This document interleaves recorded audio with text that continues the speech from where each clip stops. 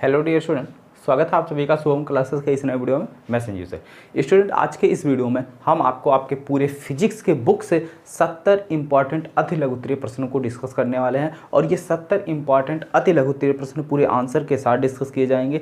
अगर हम कल के वीडियो की बात करें तो कल के वीडियो में आपके टोटल 8 अति लघु उत्तरीय प्रश्न डिस्कस किए गए थे विद आंसर, ठीक है, यानी कि आंसर के साथ डिस्कस किए गए थे। आज उसी के आगे हम डिस्कस करेंगे। तो चलिए स्टूडेंट, वीडियो को स्टार्ट करते हैं। वीडियो को स्टार्ट करने से पहले जितने भी बच्चे वीडियो को लाइव देख रहे हैं सभी लोग वीडियो को लाइक कर दीजिए और अपने दोस्तों में भी अधिक से अधिक शेयर कर दीजिए। चलिए देखते हैं। पहला क्वेश्चन है कि संधारित्र की धारिता कैसे बढ़ाई जा सकती है। 8 हो चुके थे तो 9वां है, ठीक है, आंसर नंबर 9। संधारित्र की धारिता कैसे बढ़ाई जा सकती है। तो अगर हम संधारित्र की धारिता की बात करें तो संधारित्र की धारिता C = क्या होता है, समांतर प्लेट। हालांकि यहाँ पे आप नोट कर लीजिए समांतर प्लेट या कोई भी संधारित्र हो, कोई दिक्कत नहीं है, ठीक है। C = क्या होता है, K∈A/D। ये क्या होता है, आपके संधारित्र का फार्मूला होता है, कैपेसिटेंस यानी C = अब यहाँ पे हम देख रहे हैं कि C is directly proportional K। अगर यानी जो ये संधारित्र है इसके बीच में जो परावैद्युतांक पदार्थ भरा जाता है इसका अगर मान हम बढ़ा दें, यानी जो परावैद्युतांक पदार्थ भर रहे हैं अगर उसका परावैद्युतांक ज़्यादा हो तो संधारित्र की धारिता भी ज़्यादा होगी। तो सबसे पहली कंडीशन क्या है, किस बात पर निर्भर की, C प्रोपोर्शनल K। दूसरी चीज़ ये क्या है, संधारित्र के प्लेटों का क्षेत्रफल। ये संधारित्र के प्लेटों का क्षेत्रफल, अगर हम संधारित्र के प्लेटों का क्षेत्रफल बढ़ा दें तो भी जो है, अगर हम क्या करें, संधारित्र के प्लेटों का क्षेत्रफल बढ़ा दें तो भी हमारी धारिता बढ़ जाएगी। दूसरी पॉइंट। तीसरी पॉइंट ये ε0 तो कांस्टेंट है, इसकी कोई बात ही नहीं, ठीक है, ये कांस्टेंट है। आगे D क्या है, इसके प्लेटों के बीच की दूरी। तो यानी प्लेटों के बीच की दूरी D से भाग करना, जितने कम क्वांटिटी से हम भाग करेंगे रिजल्टेंट उतना ही ज़्यादा आएगा, ठीक है। तो यानी D की वैल्यू अगर हम डिक्रीज कर दें तो C ऑटोमेटिक इंक्रीज हो जाएगा, ठीक है, यानी कि C प्रोपोर्शनल 1/D, ठीक है। अब क्या लिख सकते हैं, 3 कारण आपको दिख रहे हैं, परावैद्युतांक का मान बढ़ाकर, तीसरा संधारित्र के प्लेटों का क्षेत्रफल बढ़ाकर, ठीक है, और तीसरा सबसे लास्ट पॉइंट है कि संधारित्र के प्लेटों के बीच की दूरी को कम करके, ये 3 चीजें करके हम जो है किसी भी संधारित्र की धारिता आसानी से बढ़ा सकते हैं, ठीक है। आई बात समझ में, कोई दिक्कत नहीं। चलो आगे देखते हैं अगला क्वेश्चन, यानी कि answer number 10। Answer number 10, answer number 10 कह रहा है कि किसी समविभव पृष्ठ, आप ये बात याद रखना, समविभव पृष्ठ। तो अगर हम समविभव पृष्ठ की बात करें, मान लो अगर आप लोग समविभव पृष्ठ के बारे में नहीं जानते हैं तो समविभव पृष्ठ एक ऐसा पृष्ठ होता है जिसके हर एक बिंदु पर विभव का मान समान होता है, ठीक है। जैसे मान लो यहाँ पर कोई क्या है, आपका आवेश क्यों रखा हुआ है, तो इसके चारों तरफ हमको एक ऐसा पृष्ठ चाहिए जिसके हर एक बिंदु पर विभव का मान समान हो, वो क्या कहलाएगा, समविभव पृष्ठ कहलाएगा। तो अगर हम देखें समविभव पृष्ठ, यानी अगर हम विभव की फार्मूला देखें तो विभव B = क्या होता है, 1/4πε0 Q/r, ठीक है। तो Q चार्ज हमारा फिक्स है, मान लो 1 कूलाम लिया, 2 कूलाम, 10 कूलाम, जो भी हमने लिया वो चार्ज है, ठीक। बदल क्या रहा, दूरी। अगर हम दूरी को कांस्टेंट कर दें, किसको, दूरी को, r की वैल्यू को अगर हम फिक्स कर दें, कांस्टेंट कर दें, तो हमारा विभव भी क्या हो जाएगा, कांस्टेंट हो जाएगा। अब इस बिंदु से r दूरी पर ऐसे कितने पॉइंट बनेंगे, जितने पॉइंट बनेंगे उन सभी बिंदुओं पर विभव का मान समान होगा। तो इससे r दूरी की अगर हम त्रिज्या लेके क्या करें, एक कोई वृत्त खींच दें इस तरीके से, तो इस वृत्त की परिधि पर स्थित हर एक बिंदु पर वैद्युत विभव का मान समान होगा और ये पूरा पृष्ठ क्या कहलाएगा, समविभव पृष्ठ कहलाएगा, ठीक है। तो ये हुई परिभाषा समविभव पृष्ठ की। और किसी भी समविभव पृष्ठ के, मान लो एक बिंदु ये है, दूसरा B है, इन दोनों बिंदुओं के बीच अगर हम विभवांतर देखें, यानी कि यहाँ पे विभव BA है, यहाँ पे विभव VB है, तो विभवांतर ΔV = हो जाएगा VA डिफरेंस VB, और BA और BB दोनों का मान क्या है, सेम है, क्योंकि ये क्या है, समविभव पृष्ठ है। तो विभवांतर हमारा कितना आ गया, 0 आएगा। चलिए आ जाइए क्वेश्चन पर। समविभव पृष्ठ क्लियर हुआ कि दो बिंदुओं, मान लो इस तरीके से हमने कोई दो बिंदु ले लिया कि दो बिंदुओं के मध्य 800 माइक्रोकूलम आवेश को गति कराने के लिए कितना कार्य करना पड़ेगा। एक आवेश यहाँ है, इस आवेश को यहाँ से यहाँ तक मूव कराने में किया गया कार्य W बराबर क्या होगा, फार्मूला W बराबर हो जाएगा delta V into Q, delta V into Q. इन दोनों बिंदुओं के मध्य विभवांतर और कितना आवेश हम मूव करा रहे हैं वो। तो अगर हम देखें समविभव पृष्ठ के प्रत्येक बिंदु पर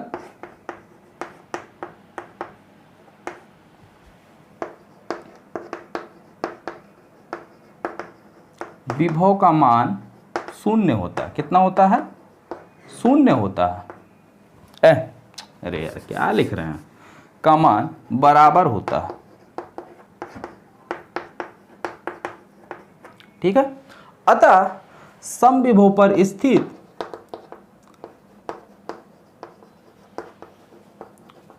समविभव पृष्ठ पर स्थित किसी दो बिंदुओं के मध्य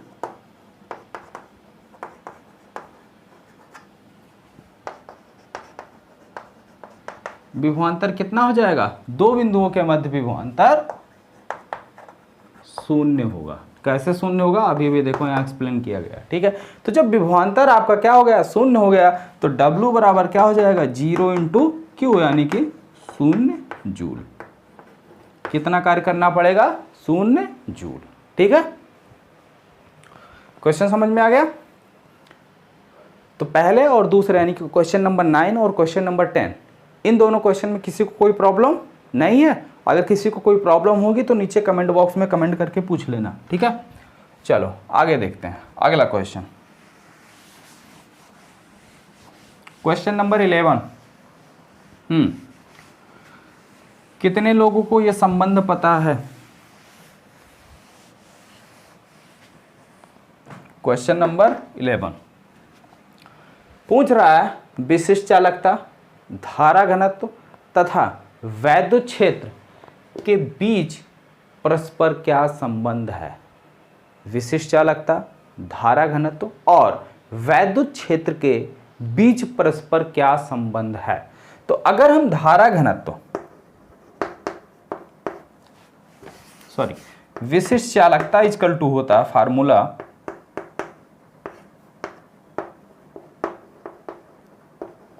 विशिष्ट चालकता रो सिग्मा इक्वल टू, ठीक है, आपका होता है धारा घनत्व बटे वैद्युत क्षेत्र। ठीक है, मतलब सिग्मा इक्वल टू धारा घनत्व जे अपान वैद्युत क्षेत्र ई, ये जो है आपका परस्पर संबंध होता है। और अगर इसके मात्रक की बात की जाए तो विशिष्ट चालकता यानी कि सिग्मा का क्या मात्रक बनेगा, तो धारा घनत्व, धारा घनत्व का मात्रक क्या होता है, इसका मात्रक क्या होता है, आई अपान ए होता है ना। जे इक्वल टू क्या होता है, आई बाई ए, तो आई का मात्रक हो गया एम्पियर, ए का मात्रक क्या हो गया मीटर स्क्वायर, तो इसका मात्रक क्या हो गया एम्पियर बटे मीटर स्क्वायर बटे वैद्युत क्षेत्र की तीव्रता, वैद्युत क्षेत्र की तीव्रता ई का मात्रक क्या हो जाएगा, तो इसका हो जाएगा वोल्ट गुणे मीटर, वोल्ट इंटू मीटर, क्योंकि वैद्युत क्षेत्र की तीव्रता ई इक्वल टू होता है, एक सेकंड, ई इक्वल टू होता है V upon D, V by D, और वी का मात्रक क्या होता है वोल्ट और डी का मात्रक मीटर, वोल्ट पर मीटर, वोल्ट पर मीटर। ठीक है, तो 1 मीटर से 1 मीटर कैंसिल हो जाएगा, तो इसका मात्रक क्या हो जाएगा एम्पियर बटे वोल्ट मीटर। एम्पियर बटे वोल्ट मीटर। और यहीं अगर आपसे इसकी बीमा पूछ ले, ठीक है, यहीं पर अगर आपसे इसकी बीमा पूछ ले तो एम्पियर की बीमा होती है ए वोल्ट, W बराबर V इक्वल टू क्या होता है, W विभवांतर। V इक्वल टू क्या फार्मूला होता है, यहां से देखो W अपान Q, क्या होता है W अपान Q, और W की बीमा क्या होती है ml स्क्वायर T की पावर -2, ये होती है W की बीमा, अपान Q की बीमा हो गई AT, ठीक है। और फिर उसके बाद बच रहा है मीटर, तो मीटर की बीमा कितनी हो जाएगी L, तो कितना हो गया ml स्क्वायर T की पावर -2 और अपान AT और उसके बाद फिर L, ठीक है। अब इसी सबको क्या करना है, रीअरेंज कर लेना है, जो आएगा वो आपका क्या हो जाएगा, बीमा हो जाएगा। तो ये चला जाएगा ऊपर, तो ए स्क्वायर हो जाएगा m की पावर -1 l की पावर -3, m की पावर -1 l की पावर -3, और एक t से एक t आपका कैंसिल हो जाएगा, t और a स्क्वायर, ये जो है आपकी क्या हो गई, बीमा हो गई, किसकी, विशिष्ट चालकता की, ठीक है। चलो आगे बढ़ते हैं अगले क्वेश्चन की तरफ, जो कि एक न्यूमेरिकल है और अनुगमन वेग से संबंधित शायद न्यूमेरिकल है, हाँ अनुगमन वेग ही निकालना है, ठीक है। यहाँ देखो अनुगमन वेग की गणना कीजिए, यानी कि अनुगमन वेग ही हमको निकालना है। तो चलिए कैलकुलेट करते हैं, मज़ेदार क्वेश्चन है, मज़ा भी आएगा।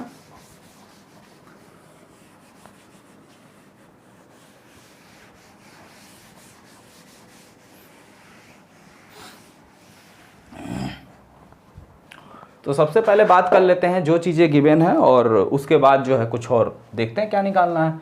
सबसे पहले तो दिया है 0.5 mm की एक त्रिज्या, तो R इक्वल टू कितना दिया है 0.5 mm, तो इसको अगर हम मीटर में बदलना चाहें तो कितना हो जाएगा 0.5 गुणे 10⁻³ मीटर, ठीक है। ये त्रिज्या हो गई। तो अगर हम क्षेत्रफल निकालना चाहें तो क्षेत्रफल A इक्वल टू कितना होता है पाई R स्क्वायर, तो पाई की वैल्यू कोई दिक्कत नहीं, रख दो 3.14 गुणे R का मान कितना है 0.5 गुणे 10⁻³ ठीक है मीटर, और इसका होल स्क्वायर, तो कितना आ जाएगा, तो इसका स्क्वायर करेंगे तो 3.14 गुणे इसका कितना हो जाएगा 0.25 इंटू 10⁻⁻6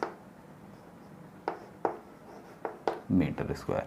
इससे इसमें गुणा कर लो, 25 चौका 100, 25 एक्के 25 और 10 35, 35 के 5 हासिल 3, 25 तियां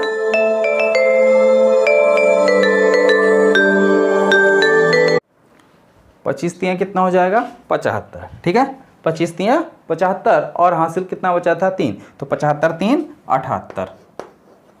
अब 1 2 3 4 4 अंक पे दशमलव, 1 2 3 4 यानी कि यहाँ पे दशमलव लग गया, गुणे 10⁻⁻6 मीटर स्क्वायर। ये हो गया हमारा क्षेत्रफल। और क्या चीज़ है, यदि तार में मुक्त इलेक्ट्रॉनों की संख्या यानी कि n इक्वल टू दिया हुआ है, कितना दिया है 4 गुणे 10⁻28, 4 गुणे 10⁻28 पर मीटर क्यूब, ठीक है। तो उसके अनुगमन वेग की गणना कीजिए। तो आइए भाई, अनुगमन वेग और धारा में एक संबंध होता है, इसमें धारा भी, यहाँ 0.5 एम्पियर की धारा बह रही, तो आई का मान दिया है 0.5 एम्पियर, कितना 0.5 एम्पियर यानी कि 0.5 एम्पियर, ठीक है। अब धारा तथा अनुगमन वेग में एक संबंध होता आई बराबर NE/AVD। हमें निकालना अनुगमन वेग VD का मान, तो VD इक्वल टू क्या हो जाएगा, VD इक्वल टू हो जाएगा I अपान NE/A। अब सभी वैल्यू को यहाँ पे पुट कर लेना है और जो आएगा वो आंसर। I का मान कितना है 0.5 एम्पियर, 0.5 अपान n का मान कितना है 4 × 10⁻28, तो 4 × 10⁻28, ठीक है।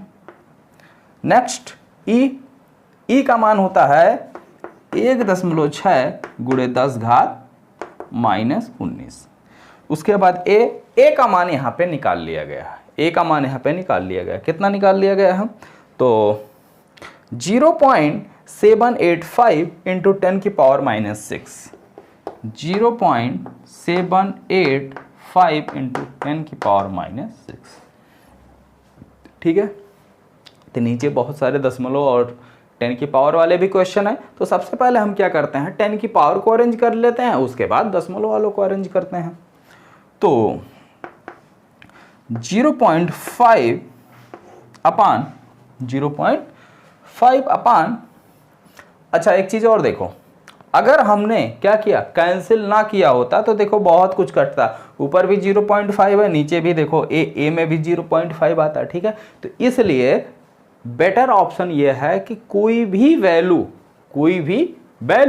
आप अलग अलग मत कैलकुलेट करो, सारी वैल्यू एक साथ उठा के रखो, मैक्सिमम चीज़ें कट जाएंगी, कटने के बाद आपको थोड़ा कम सॉल्व करना पड़ेगा। यहाँ पे जैसे देखो, हालांकि हमने आपको दिखाने के लिए सॉल्व तो कर दिया a = इतना, अब a का मान इसको रखेंगे तो इसको फिर जो है हमें 5 से कैंसिल करना ही पड़ेगा, ठीक है। तो हम क्यों ना a का ये वाला मान इस्तेमाल कर लेते हैं, ठीक है। तो हम a का ये वाला मान इस्तेमाल कर ले रहे हैं, ठीक है, और उसके बाद सॉल्व करते हैं। तो देखिए भाई, वैल्यू पुट करिए और सॉल्व करके बताइए कितना आएगा, हम डायरेक्ट सॉल्व कर दे रहे हैं। चलिए देखिए, इसी को हम आगे कंटिन्यू कर दे रहे हैं, ठीक है, ये मान नहीं रख रहे हैं। अब कैलकुलेट कर ही लिए हैं तो इसी को कैलकुलेट करते हैं। हाँ, हमने देखो क्या किया, ठीक है, इन सबको एक साथ लिखा, और जैसा कि मैंने कहा था सबसे पहले मैं सॉल्व करूंगा 10 की पावर वालों को, तो 10 की पावर वालों को पहले सॉल्व कर लिया, आधार सेम है तो घाते आपस में जुड़ जाएंगे, ठीक है। अब देखो ये 28 प्लस में है, -19 -6, तो इन सबको सॉल्व करोगे 19 6 25, और 28 में से 25 गया कितना है +3, ठीक है। 5 × 5 और 5 × 5 5 25 5 7 35, ठीक है, इतना आया। अब इसको इससे गुणा कर दो और इसको इससे गुणा कर दो, उसके बाद जो आए उसको एक में उठा के भाग कर दो, तो फाइनली मिला 1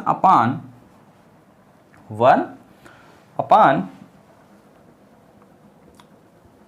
16 चौका 64, ठीक है। ये हो गया 6.4 इंटू 0.157 इंटू 10 की पावर 3, ठीक है।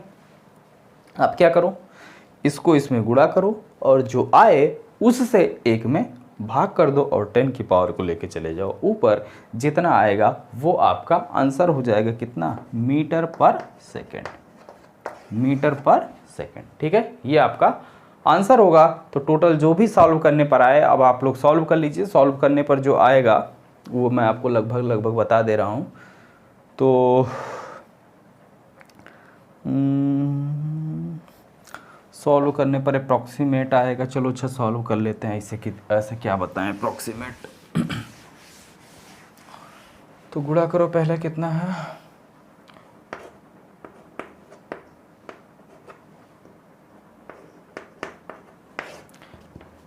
7 चौक 28, 5 चौक 20, 4 के 4 2 6, 6 7 42, 6 पंचे 30, 6 के 6 6 3 9, कितना आया 8 4 6 4 10 के 0 9 1 10, ठीक है। 1 2 3 4 1 2 3 4 अंक पे दशमलव आ गया, कितना आ गया 1.0048, तो लगभग एक मान लिया गया, कितना लगभग कितना मान लिया गया, 1 मान लिया गया। तो नीचे सबको इन दोनों को गुणा करने पर कितना आ गया, क्योंकि भाई देखो 1 के बाद 2 जीरो है ना, उसके बाद 48 है, तो इसको निगलेक्ट कर देते हैं, दशमलव के बाद 2 ही अंक तक मैक्सिमम लेते हैं, तो कितना आ गया मोटी मोटा 1, ठीक है। तो हमारा फाइनली आ गया VD = 1/1 × 10 की पावर -3 +3, तो तो 10⁻³ चला जाएगा ऊपर, तो 1 × 10⁻³ मीटर पर सेकेंड। ठीक है, समझ में आ गया। चलो लास्ट क्वेश्चन देखते हैं आज के इस सेशन का।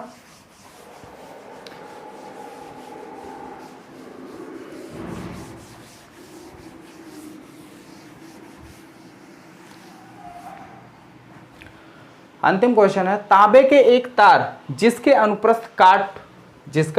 अनुप्रस्थ काट इतना मीटर स्क्वायर। अब देखो यहाँ क्षेत्रफल की बात नहीं किया है, लेकिन हम यूनिट से समझ लेंगे कि यह क्षेत्रफल दिया हुआ है। मीटर स्क्वायर किसका मात्रक होता है? क्षेत्रफल का। यानी कि A = कितना दिया हुआ है? 2 × 10⁻⁶ मीटर स्क्वायर। इसमें 3.2 एम्पियर की धारा प्रवाहित हो रही है। तो इसमें धारा कितनी प्रवाहित हो रही है? 3.2 एम्पियर। ठीक है, तो तार का धारा घनत्व ज्ञात कीजिए। तो तार का धारा घनत्व J फार्मूला होता है, हमको J निकालना है, तो J फार्मूला होता है I/A। I का मान कितना है? 3.2 बटे A का मान कितना है? 2 × 10⁻⁶ मीटर स्क्वायर। ठीक है, तो J इसका मात्रक एम्पियर, इसका मात्रक मीटर स्क्वायर। ठीक है, 1.6, तो 1.6 × 10⁻⁻⁶ ऊपर जाएगा +6 हो जाएगा, × 10⁻+6 एम्पियर बटे मीटर स्क्वायर। एम्पियर बटे मीटर स्क्वायर, तो ये इसका आंसर हो गया। ठीक है, तो यहाँ तक आज की इस वीडियो में जितने भी क्वेश्चन डिस्कस किए गए स्टूडेंट, सभी लोगों को ये सारे क्वेश्चन प्रॉपर तरीके से समझ में आ गए। अगर प्रॉपर तरीके से समझ में आ गए हैं तो सभी लोग वीडियो को लाइक कर दीजिए और साथ ही साथ कमेंट करके बताइए कि वीडियो आपको कैसी लगी। ठीक है, ये 70 क्वेश्चन अगर आप कंप्लीट कर लेते हैं तो एक तरीके से समझ लीजिए कोई भी अति लघु उत्तरीय क्वेश्चन जो है आपका बोर्ड एग्जाम में छूटेगा नहीं, क्योंकि ये 70 बहुत ही इंपॉर्टेंट अति लघु उत्तरीय प्रश्न है। ठीक है, बहुत इंपॉर्टेंट है आपके बोर्ड एग्जाम के लिए। ठीक है, तो ओके स्टूडेंट, मिलते हैं फिर नेक्स्ट वीडियो में इसके आगे के क्वेश्चन के साथ।